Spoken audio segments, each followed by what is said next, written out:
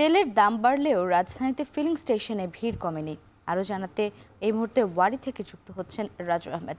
রাজু, নতুন দামে তেল বিক্রি হচ্ছে, পাম্পে সরবরাহ কেমন দেখছেন আপনি? আর বাড়তি দামে জ্বালানি কিনতে এসে চালকরাই বা কি বলছেন?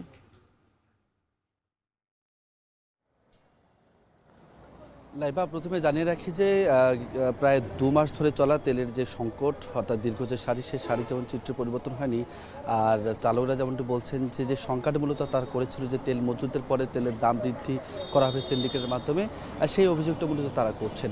অর্থাৎ যদি বলতেই চাই যে এই পরিস্থিতিতে যে তেলের দাম বাড়ানো হয়েছে গতকাল রাতে, যেটা আজ থেকে কার্যকর, সেই কার্যকর পরিস্থিতির পরও কিন্তু যে সকাল থেকে আমরা রাজধানীর যে পাম্পগুলো রয়েছে সেগুলো দেখেছি দীর্ঘ সারির যে চিত্র ছিল সেটি কোনো পরিবর্তন হয়নি, যদিও সেটি আরও বেড়েছে। সেই সঙ্গে যদি একটু জানিয়ে রাখতে চাই যে কালের যে সিদ্ধান্ত ছিল সরকারের, অর্থাৎ তেলের দাম বৃদ্ধি, সকল প্রকার জ্বালানি তেলের দাম বৃদ্ধি হয়েছে। যদি উল্লেখ করে বলতে চাই যে পেট্রোলের দাম পূর্বের যে দাম ছিল সেটি ছিল 116 টাকা, সেটি বাড়িয়ে 135 টাকা, এবং অকটেনের পূর্বের দাম ছিল 120 টাকা, সেটি বাড়িয়ে 140 টাকা, এবং ডিজেল 100 থেকে বাড়িয়ে 115, এবং কেরোসিন 112 থেকে বাড়িয়ে 130 করা হয়েছে।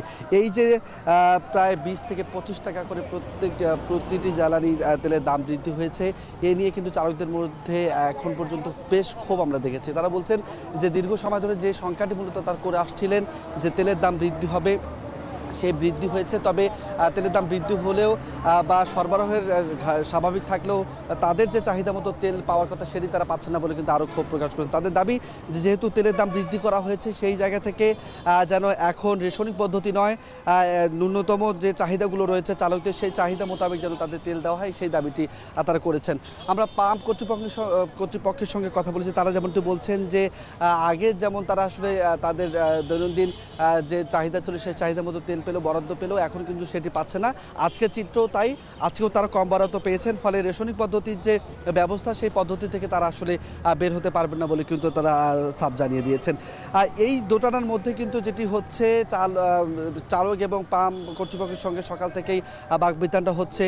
আবার অধিকাংশ ক্ষেত্রে যেটি হচ্ছে যে অনেকে দাম বৃদ্ধির খবরটি জানেন না, না জানার ফলে জ্বালানি তেলের যে সরবরাহ, জ্বালানি তেল নিতে এসে একটি বাকবিতণ্ডার পরিস্থিতিতে পড়তে হচ্ছে। অর্থাৎ অনেক চালক দাবি করছেন যে যেহেতু আগে থেকে কিছু জ্বালানি মজুদ ছিল, সেই জ্বালানিগুলো কেন আগের দামে দেওয়া হচ্ছে না, এ নিয়েও কিন্তু বেশ বাকবিতণ্ডার সৃষ্টি হচ্ছে বলে কিন্তু আমরা এখন পর্যন্ত মাঠ পর্যায়ে চিত্র দেখেছি। লাইভাই, এই ছিল এখন পর্যন্ত ওয়ারি থেকে আমার কাছে সর্বশেষ। ওয়ারি থেকে জ্বালানি পরিস্থিতির খবর জানাচ্ছিলেন রাজু আহমেদ।